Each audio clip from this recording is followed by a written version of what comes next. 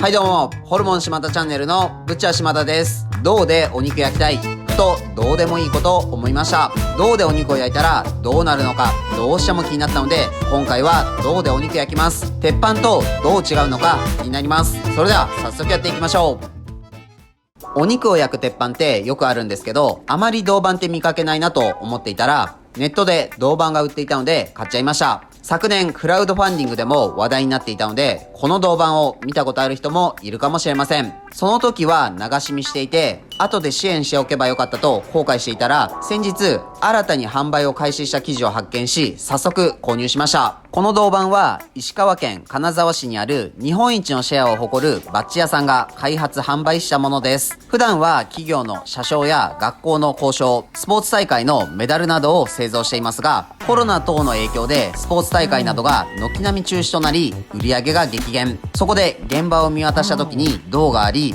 銅でお肉を焼いてみたら美味しかったので商品化に至ったそうです。料理グッズとは縁のない会社が新たにこういった商品を開発しちゃうってすごいです。それにしても銅板かっこいいです。なんでしょう、この男心をくすぐられる感じ。手に持った重厚感もワクワクさせてくれます。今回は B5 サイズの横 182mm、縦 128mm、厚さ 3mm の純銅のものを購入しました。銅板と銅板を持ち上げるリフター、あと収納するケース、銅板を包む紙と説明書が入っています。この収納するケースもおしゃれだから普段から持ち歩いても全く違和感ありません。ちなみに銅は金属の中でも特に熱伝導率に優れています。銀、銅、金、アルミ、ニッケル、鉄、ステンレスの順で熱の伝導率がいいです。素材の値段や加工のしやすさを考えると特に銅はコスパがいいです。それではまずは説明書に従って油ならしという作業を行って銅板を使えるようにします。まずは表面をスポンジを使って洗います。しっかりと水気を拭いたらコンロで火にかけ10分から15分空焼きします。熱伝導率とは熱の伝わりやすさの指標で、この率が高ければ早くムラなく熱を伝えることができます。この熱伝導率が銅は鉄の4倍以上あります。なので均等に素材全体に熱が入るので美味しく焼くことができます。そしたら次に火を止めて油を塗ります。再度火に20分ほどかけて最後に野菜の切れ端などを焼いて仕上げます。今回はサーロインを用意しました。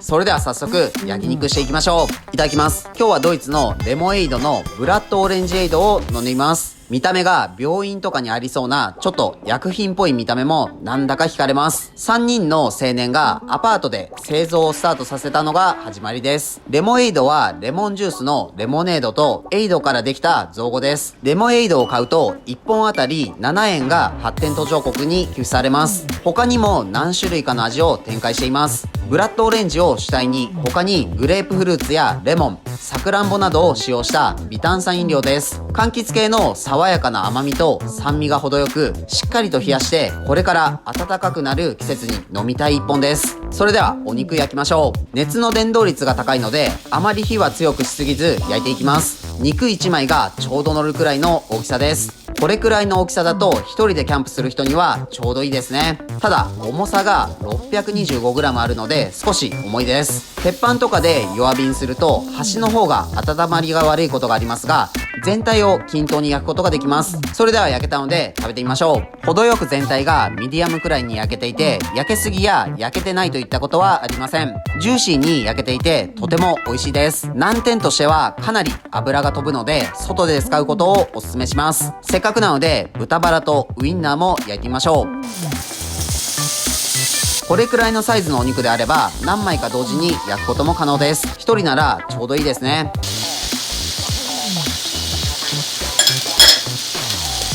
使い終わった後は水でしっかりと洗って水気を拭いてケースにしまって保管しておきます。今後長い目で見て道具を育てて使って楽しみたい人には6600円を出す価値はあるなと感じます。何度も使わないなって人は1回のお肉にプラス1000円してランクの高いお肉を買う方が満足できるかもしれません。今日も美味しかったです。ごちそうさまでした。はい、本日の動画は以上です。最後までご視聴ありがとうございます。銅板いかがでしたか？ダイヤモンドが熱伝導率が高いみたいなので、いずれダイヤモンドで焼肉したいです。自分たちは群馬県前橋市と高崎市でホルモン島田というホルモン屋をやっています。群馬には美味しいお肉を食べられるお店がたくさんあるので、もし群馬に来た際はいろいろ探してみてください。この動画がいいなと思いましたら、チャンネル登録、高評価よろしくお願いします。